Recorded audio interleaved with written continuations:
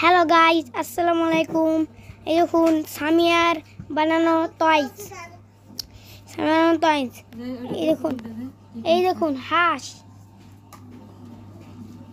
এই দেখুন আমার তো পুতুল, সামের পুতুল দিল ওখানে, ক্লের পুতুল।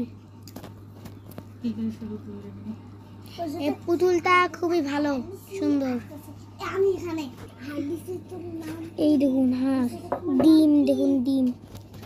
এই যে এই দেখুন হাঁস, হাঁস। এই দেখুন ঘোড়া। এই যে